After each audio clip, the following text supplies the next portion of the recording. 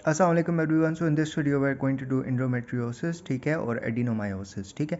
अब endometriosis basically ये होता है ना कि एंडोमेट्रियल टिश्यू जो होता है ना वो आउटसाइड द यूट्रस प्रेजेंट होता है, ठीक है। यूट्राइन कैविटी के बाहर अगर एंडोमेट्रियल टिश्यू प्रेजेंट हो ना तो उसको एंडोमेट्रियोसिस कहते हैं, ठीक है। अच्छा, अब एंडोमेट्रियोसिस जो होता है ना ये बेसिकली आपका एस्ट्रोजन डिपेंडेंट होता है, ठीक है। वो आपको मैकेनिज्म मैं बताऊँगा तो उससे ईजिली हो जाएगा, ठीक है। देखो बेसिकली होता क्या है ना कि हमारे पास जो इंडोमेट्रियल टिश्यू है ना वो आपका यूट्रस से बाहर है, यूट्राइन कैविटी से बाहर है, ठीक है।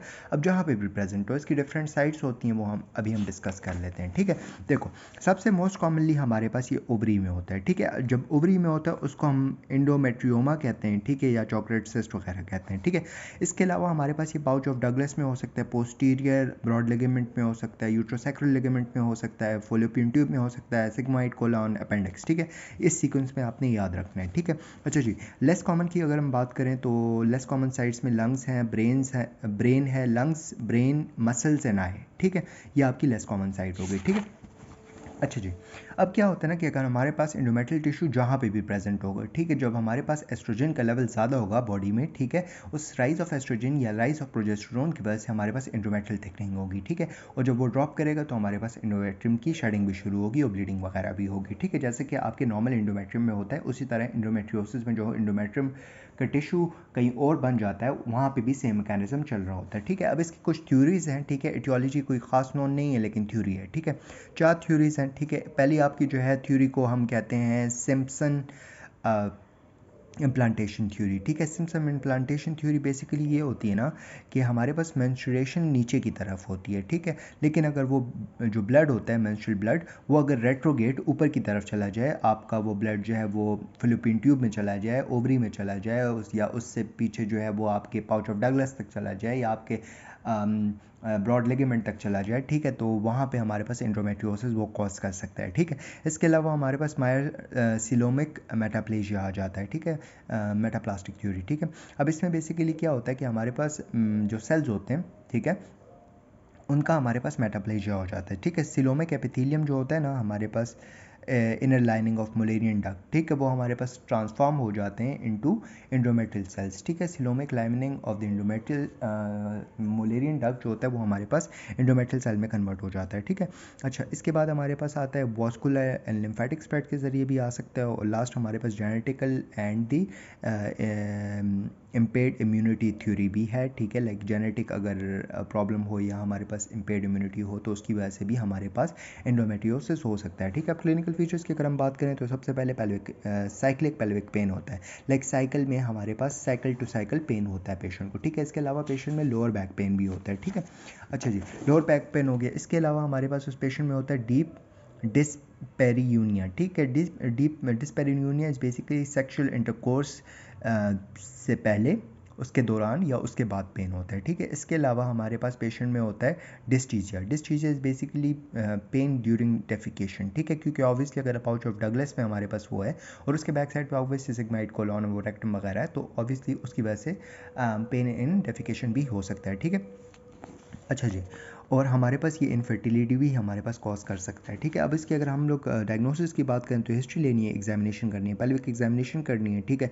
पेल्विक एग्जामिनेशन में हम लोग देख लेंगे कि पाउच ऑफ डगलस में है, टेंडरनेस, थिकनेस, ये सारी चीज़ें, ओवेरियन मास, ये सारा कुछ देख लेंगे। इन्वेस्टिगेशन में हम लोग क्या करते हैं, ट्रांसवाजाइनल अल्ट्रासाउंड कर लेते हैं, ठीक है। वो हमारे पास बेसिकली ओवरीज दोनों साइडों की जो होती है ना वो आपस में मिल चुकी होती हैं, उसको हम किसिंग ओवरीज कहते हैं, ठीक है। इसके अलावा MRI कर लेते हैं, लेप्रोस्कोपी जो होता है गोल्ड स्टैंडर्ड होता है। इसके अलावा हम बायोमार्कर्स CA-125 का लेवल भी देख लेते हैं, ठीक है। अब इसकी ट्रीटमेंट में क्या होता है, देखो सबसे पहले हमारे पास NSAIDs, क्योंकि पेन हो रहा है पेशेंट को, आपने NSAIDs दे देने हैं, ठीक है। इसके अलावा आपने उसको देने कंबाइन ओरल कंट्रासेप्टिव पिल्स, ठीक है।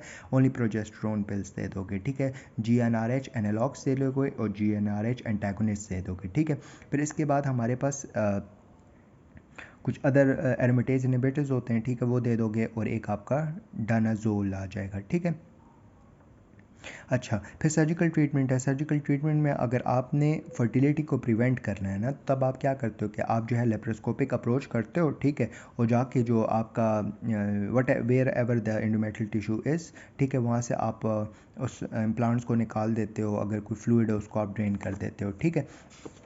अच्छा, लेकिन अगर आपने जो है ना वो फर्टिलिटी की आपको प्रॉब्लम नहीं है, ठीक है, तो आप जो है वो हिस्टेरेक्टमी कर लोगे, बायलैटरल सल्फेंगोफेरेक्टमी वगैरह कर लोगे, ठीक है। अच्छा जी, फिर इसके बाद हमारे पास होता है ट्रीटमेंट फॉर डिस्पेरियूनिया, ठीक है। अब ट्रीटमेंट ऑफ डिस्पेरियूनिया में ये होता है कि आप प्री सैक्रल न्यूरेक्टमी करते हो, ठीक है, सैक्रम से पहले आप न्यूरेक्टमी कर लेते हो, ठीक है, और या तो आप जो है लेप्रोस्कोपिक यूट्राइन नर्व एब्लेशन कर लेते हो, ठीक है। अच्छा जी, ये हो गया। फिर इसके बाद आते हैं मेडिनोमायोसिस। एडिनोमायोसिस बेसिकली हमारे पास जो इंडोमेट्रियल टिश्यू होता है ना, वो इन्वेट कर जाता है मायोमेट्रियम तक, ठीक है, तो मायोमेट्रियम में हमारा इंडोमेट्रियल टिश्यू प्रेजेंट होता है, ठीक है। अच्छा जी, अब ऑब्वियसली ये होगा तो हमारे पास जो मायोमेट्रियम होगा वहाँ पे हमारे पास ब्लीडिंग भी होगी, एक्यूमुलेशन ऑफ ब्लड वगैरह भी हो जाएगा, पैटर्न में हमारे पास डिफ्यूज पैटर्न भी हो सकता है, फोकल भी हो सकता है, ठीक है।